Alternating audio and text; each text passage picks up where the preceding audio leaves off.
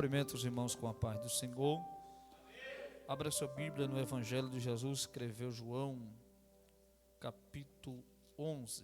Evangelho de Jesus, escrevera João, capítulo 11. Eu quero nessa oportunidade louvar a Deus, mais uma vez retornar a esta casa. Nós se sentimos em casa aqui para a glória do Senhor. Na vida do meu amigo pastor Antônio Moura, sua esposa, todo o corpo de obreiros. Eu estava agendado no sábado, mas eu tive uma viagem e automaticamente falei com o pastor e ele mudou para hoje. E a minha esposa não pôde estar, nós estamos com um bebezinho novo. E esse tempo de chuva é complicado, fica doentinho, volta. E nós temos culto também hoje nas nossas igrejas e o povo se espalha. Eu disse para o pastor que a dificuldade é grande, porque nossos membros moram tudo longe, moram em Mogi, moram em Palmeiras, moram no Casa Branca. Nós não temos membro local e fica muito corrido. Eu cancelei, essa semana vai ter 4 cultos direto e não é fácil. E tem as congregações que nós estamos todos os dias, e nós temos mais 4 congregações, então não é fácil. Eu ia viajar para a Bahia agora esse mês, vou ter que cancelar para janeiro, porque eu viajei 15 dias e o povo some. E Jesus está na igreja e o povo some. Amém. Capítulo 11 do Evangelho de Jesus escreveu João. Glória a Deus. Versículo 3. Capítulo 11 do Evangelho de Jesus escreveu João, versículo 3. E mandaram-se, pois, suas irmãs dizer: o Senhor, este está enfermo, aquele que tu amas. E Jesus, ouvindo isso, disse: esta enfermidade não é para a morte, mas para a glória de Deus e para que seu Filho seja glorificado por ela. Pode se assentar em nome de Jesus. Em poucos minutos eu queria entregar aquilo que Deus colocou no meu coração, independente da quantidade de pessoas. A palavra diz: onde tem 1 ou 2 ou 3, o Senhor está presente. Nós trabalhamos com números, mas o Senhor trabalha diferente. Gideão começou com 32 mil e Deus disse: eu não quero 32 mil. A primeira pregação, 22 mil, deu para trás e sobrou só 300. Até Jesus ele tinha 12 que andavam com ele, mas tinha milhões de seguidores. E dos 12, só os 3 estaria com ele em algumas ocasiões. E no momento da cruz, cadê os 12? E ele sempre trabalhou com poucos, mas um pouco que faz a diferença. Amém. A Bíblia diz que no capítulo 11, que João vai escrever, Jesus era muito amigo desta família que ficava em Betânia. A Bíblia diz que Jesus andava nestas casas.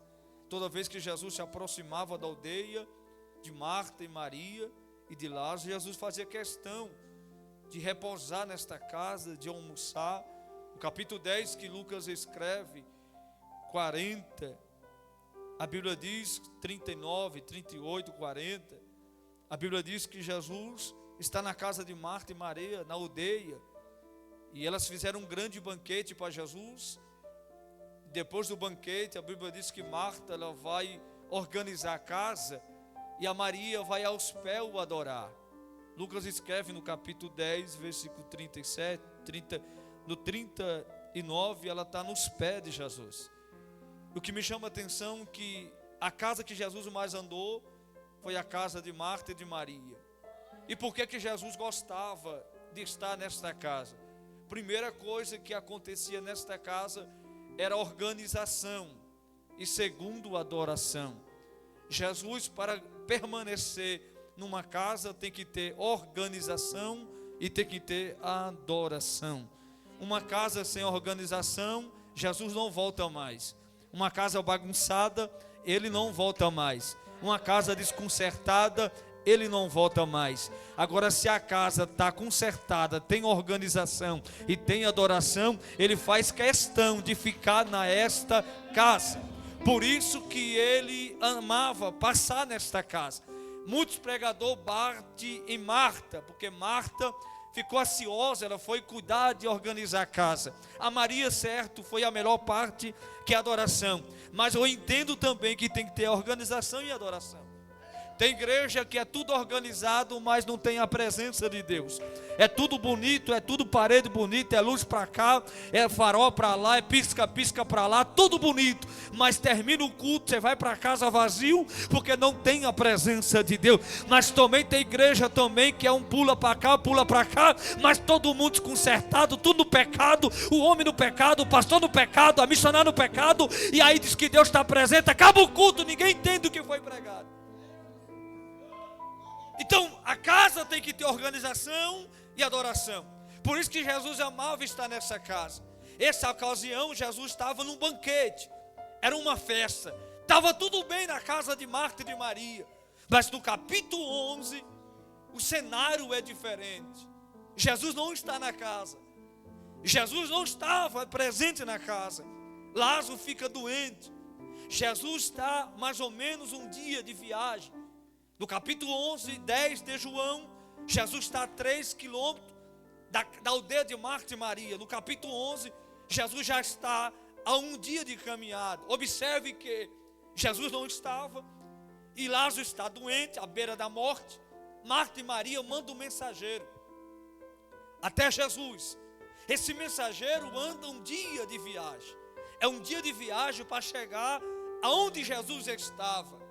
E ele sai até Jesus com um mensageiro de Marta e de Maria.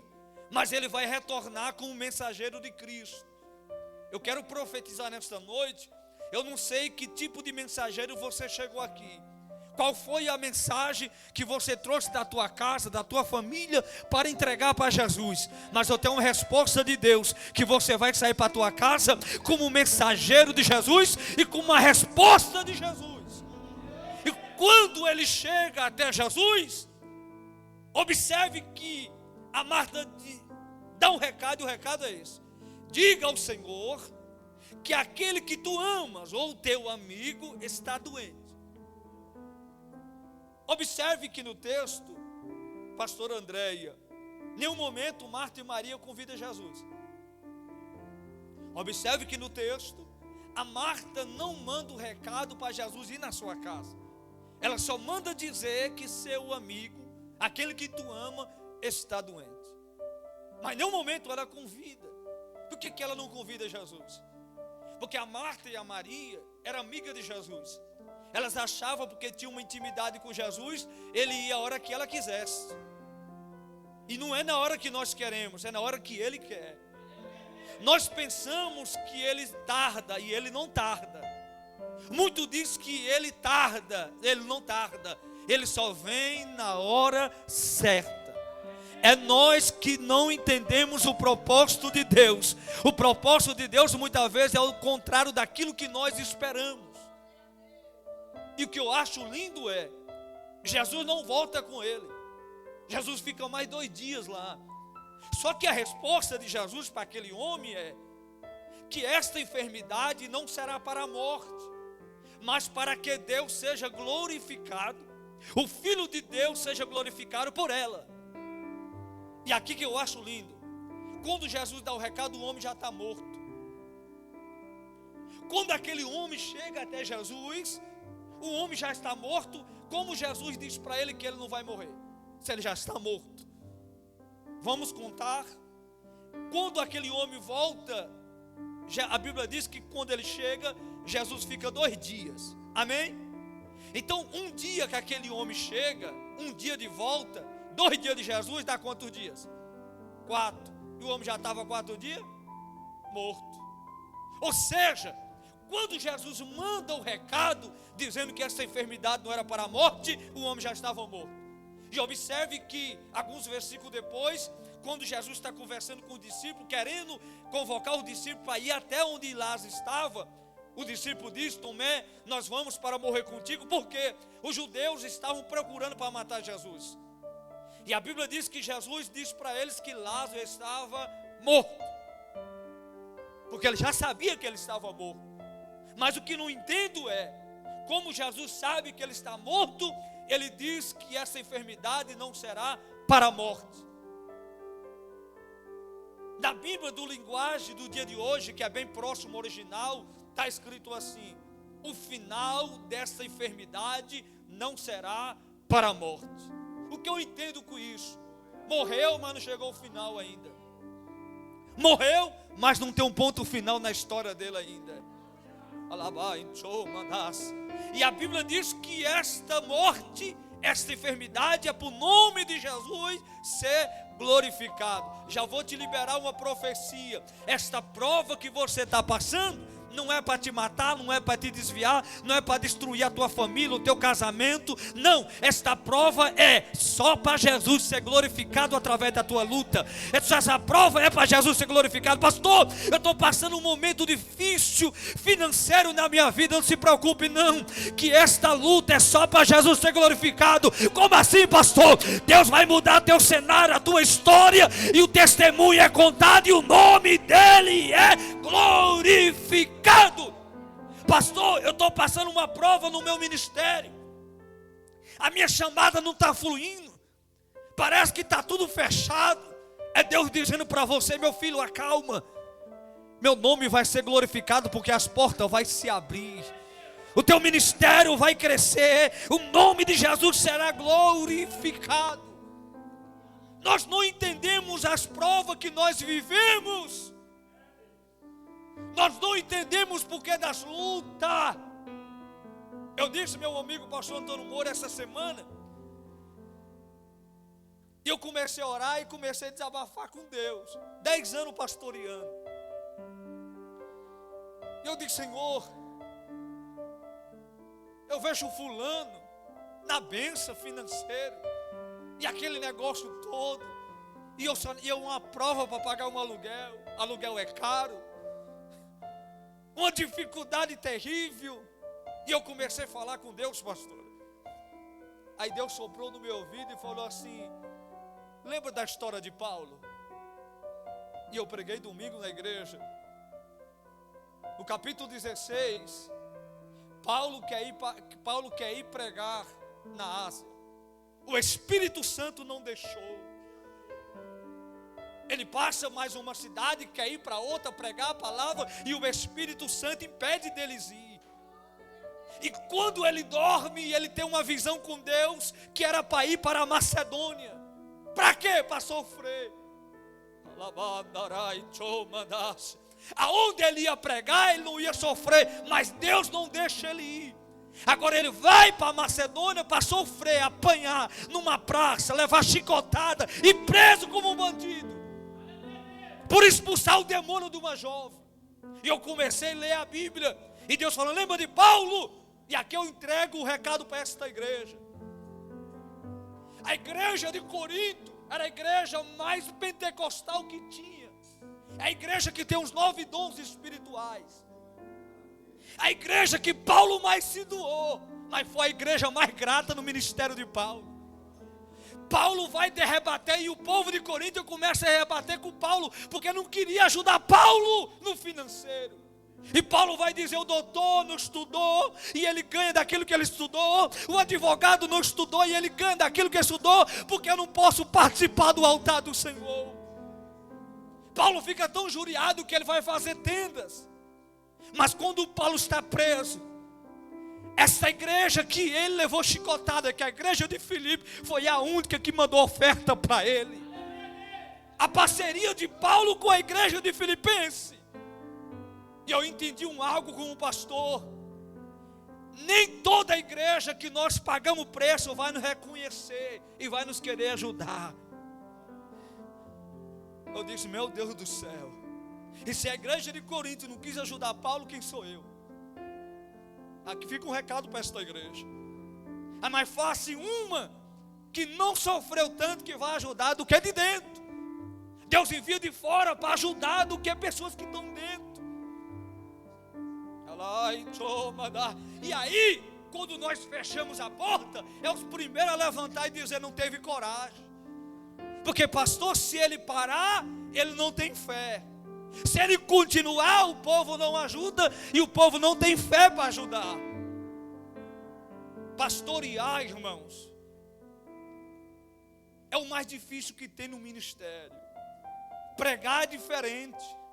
Você prega, você vai embora, você ora, você pede a mensagem, você move aquele mover na igreja, eu vou embora. O pastor não, o culto fica dentro dele a semana inteira. E é o telefone, é um pedindo oração, é outro demoniado, é outro não sei o que, ele não tem vida. A minha esposa olha para mim hoje e diz assim: eu preferia nascer na itinerância. E eu saí tem 10 anos. Só que nós se tornamos pastor, nós não conseguimos mais. Por quê, irmãos? Você lembra de uma família que chegou arrebentada e através do seu ministério aquela família está uma bênção, ainda que vire as costas depois.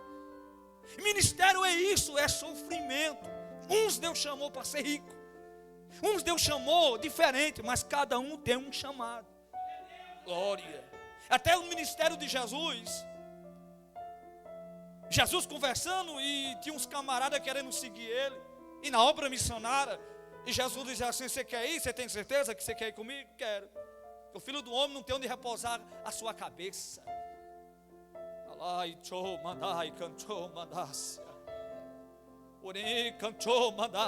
Eu sinto a presença. É uma conferência missionária.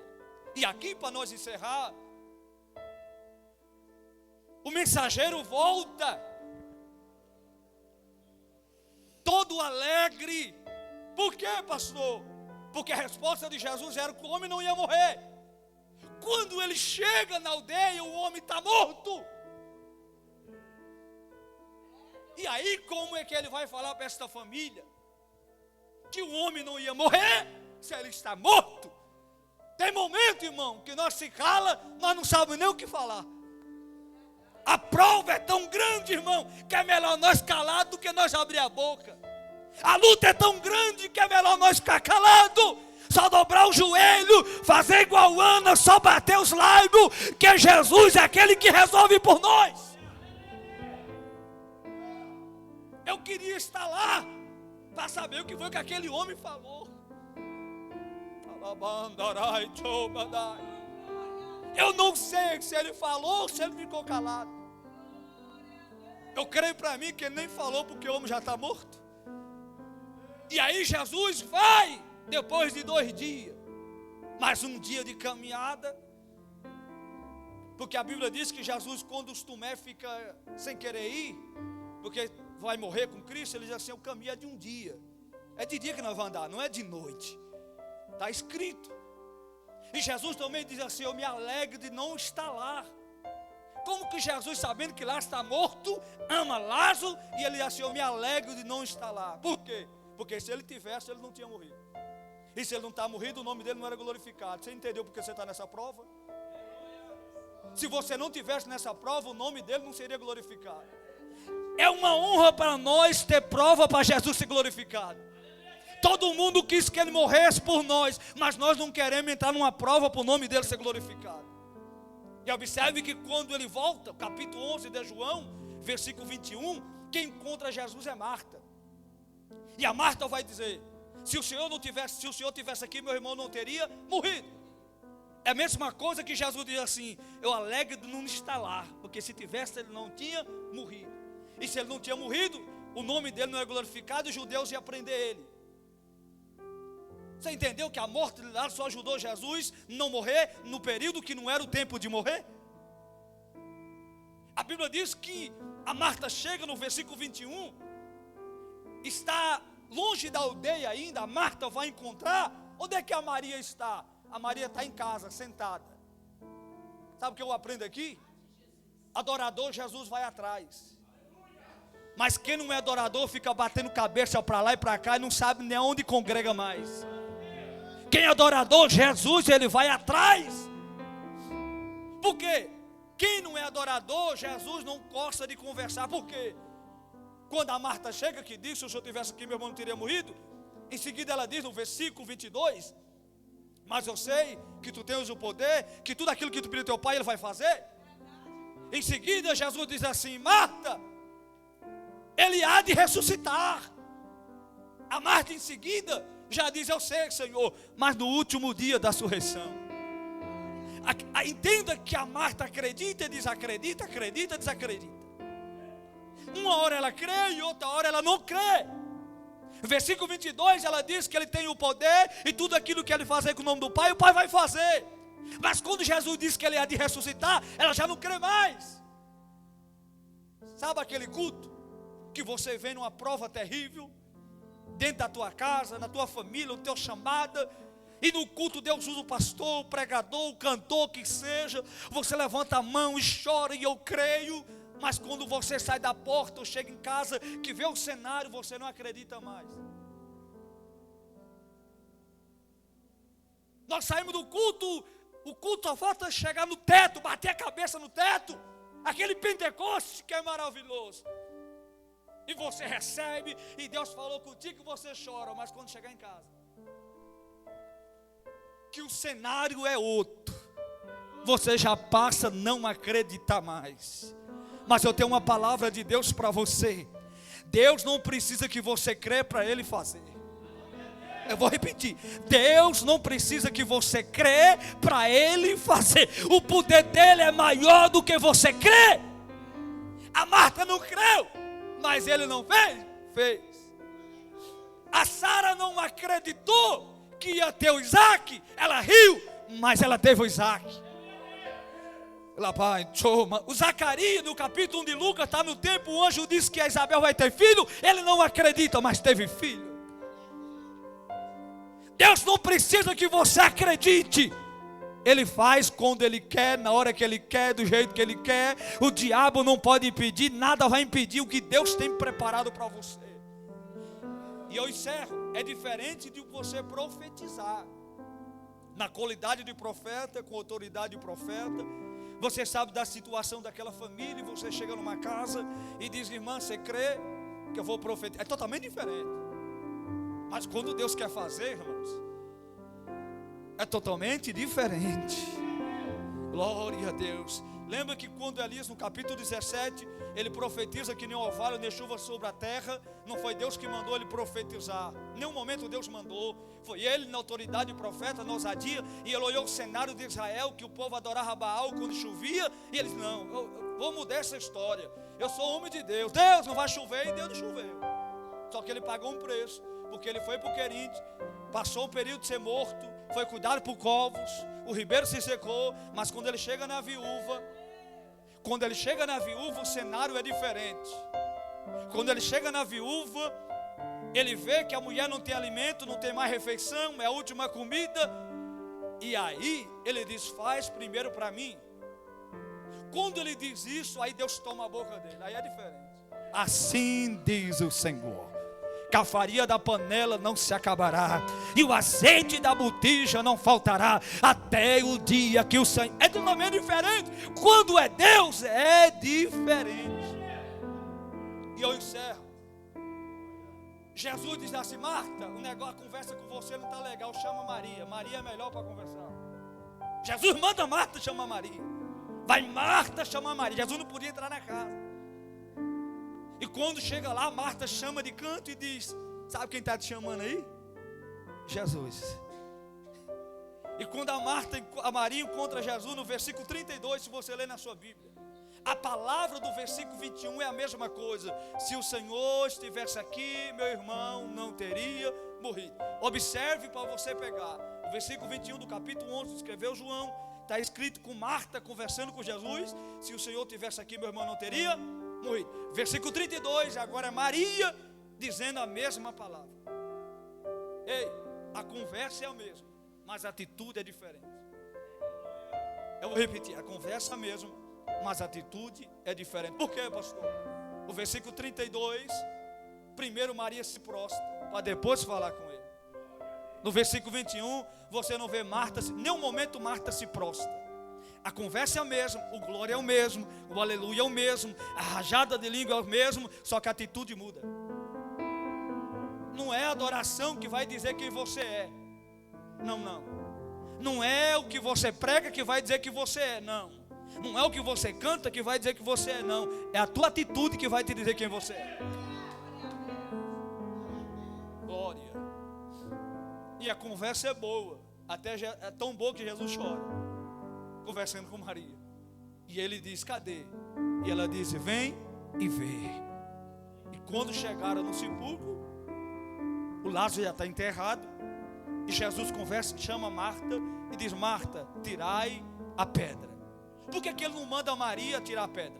Por que ele manda Marta tirar a pedra? Porque a Marta é aquela que não crê.